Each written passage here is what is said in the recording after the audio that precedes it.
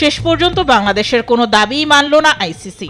যতই সময় গড়াচ্ছে ততই অনিশ্চয়তার দিকে এগিয়ে যাচ্ছে টাইগারদের টি-20 বিশ্বকাপ যাত্রা। নিরাপত্তা ইস্যুতে ভারতের মাটিতে খেলতে একেবারেই রাজি নয় টাইগাররা। অন্যদিকে ভেন্যু পরিবর্তনে এক চুলো ছাড় দিতে রাজি নয় আইসিসি। দুই পক্ষেরই টানাপোড়েন চরমে, যেন দাবার বোর্ডের সমানে সমান চাল।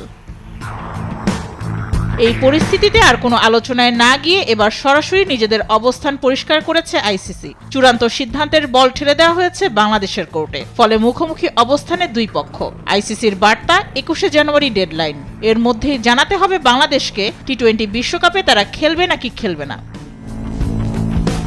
এদিকে আইসিসি স্পষ্ট জানিয়ে দিয়েছে বিশ্বকাপের মূল সূচিতে কোনো পরিবর্তন আসছে না। অর্থাৎ বাংলাদেশকে থাকতে হবে নিজেদের গ্রুপেই, খেলতে হবে ভারতে গিয়েই। কিন্তু টাইগাররা তো শুরু থেকেই সাফ জানিয়ে দিয়েছে ভারতে গিয়ে খেলবে না তারা। পরিস্থিতি এখন দাঁড়িয়েছে একেবারে নাটকীয় মোড়ে। আইসিসি অপেক্ষায় বিসিবি চূড়ান্ত সিদ্ধান্তের। 2-2 4 মিলালে হিসাবটা পরিষ্কার। বাংলাদেশের বিশ্বকাপে খেলার সম্ভাবনা নেই বললেই চলে। আইসিসির হাতে মাত্র দুটি পথ: ওয়াক ওভার দিয়ে প্রতিপক্ষ দলগুলিকে পয়েন্ট দেয়া, অথবা বাছাই পর্ব থেকে অন্য কোনো দলকে খেলানো।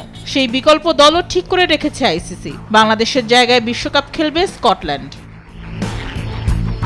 সময় গড়াচ্ছে, ডেডলাইন এগিয়ে আসছে। এদিকে পাকিস্তানের গণমাধ্যমের খবর, ভারতের টি-20 বিশ্বকাপের ম্যাচ না খেলার দাবিতে বাংলাদেশের অবস্থানের পক্ষ নিয়েছে পাকিস্তান। সবকিছু মিলিয়ে চাপে আইসিসি। আইসিসির সিদ্ধান্তে ভারতীয় ক্রিকেট বোর্ডের প্রভাব আছে তা আর গোপন নেই। হয়তো দেখা যাবে না বিশ্বকাপের মঞ্চে লাল সবুজের পতাকা। যদি সত্যিই টাইগাররা না খেলে তবে বদলে যাবে ক্রিকেটের রাজনীতি চিত্র। মেহজাবিন হোসেন, স্পোর্টস ডেস্ক, দেশ টিভি।